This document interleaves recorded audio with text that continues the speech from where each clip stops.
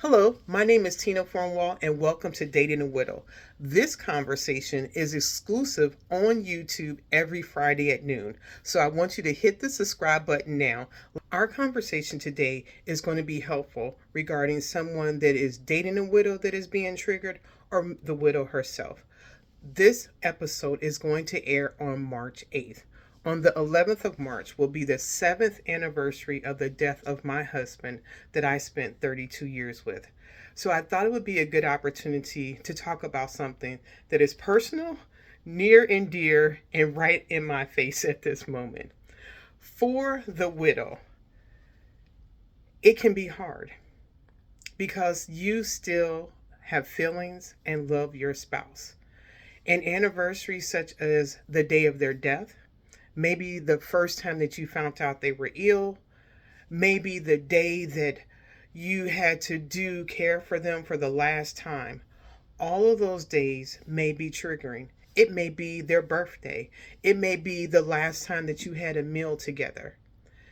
And one of the things that I recommend you do is be able to talk to your significant other. They are probably noticing that your behavior is different than what they're accustomed to. They may be noticing that you may be withdrawing, maybe not being as intimate. And you may not be doing that intentionally.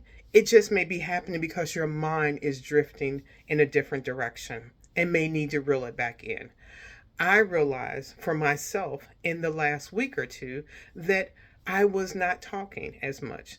And actually, a widow reached out to me and asked me, "Are you okay? You seem to be a little bit more quieter than normal." And I realized grief had snuck up on me and started to mute me. Once I identified that, I started having a conversation with my now husband and let him know what was going on. He placed it on his calendar to make sure that he can track it. And it gave me an open space to make sure that I was talking about how I was feeling. So every day thereafter, I've been checking in with him, being more open about my expression, sharing what's going on with me. And it has actually brought us closer than further away because now he knows what is going on with me. When life is getting triggery, evaluate your schedule. Identify what can be removed, what can be postponed, because you are feeling some kind of way. And it may be a while since you felt this way, but once you start feeling it rise up, don't overload yourself. Take the opportunity to exhale, relax, reposition yourself to regain yourself, and then decide when to start picking up activities. Embrace your loved one. Maybe this is an opportunity to go back and look at pictures. Maybe open up your journal. Maybe reflect on who they were. Speak to friends and family about your loved one. Don't run away from it. Make this an opportunity to honor your love and lean into it.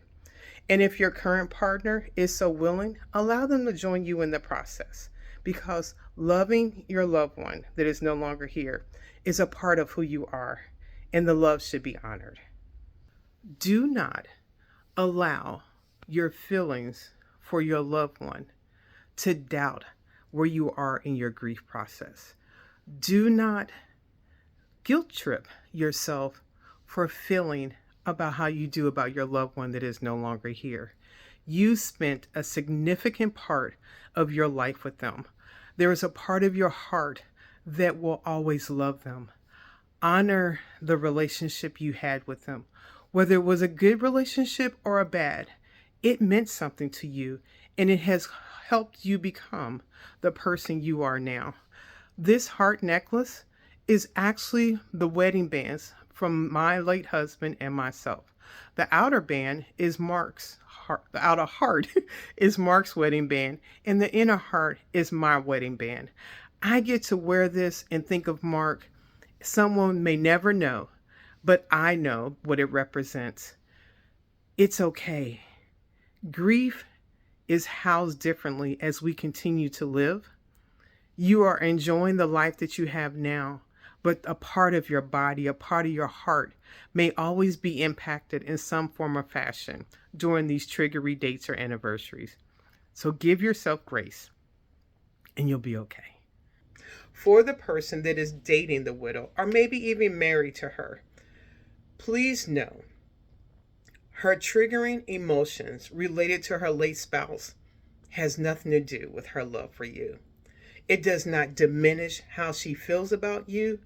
She was with this person and that relationship was severed through death.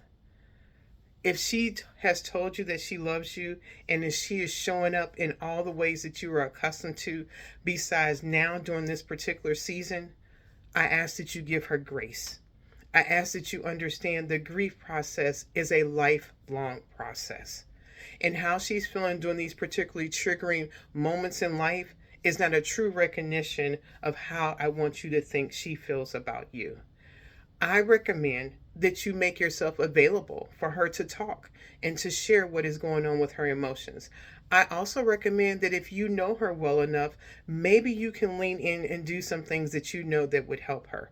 Maybe take up some of the house chores, maybe take her out to eat, maybe a massage, maybe asking her to go out for extra walks to allow her to reorientate herself and relax and decompress. Maybe and suggest that she is staying in touch with her therapist, her mental health, all those different things that she uses as her coping skills, that this is your opportunity to show up and to support her and let her know that you care about her and her feelings, who she is, and a whole person is important to you.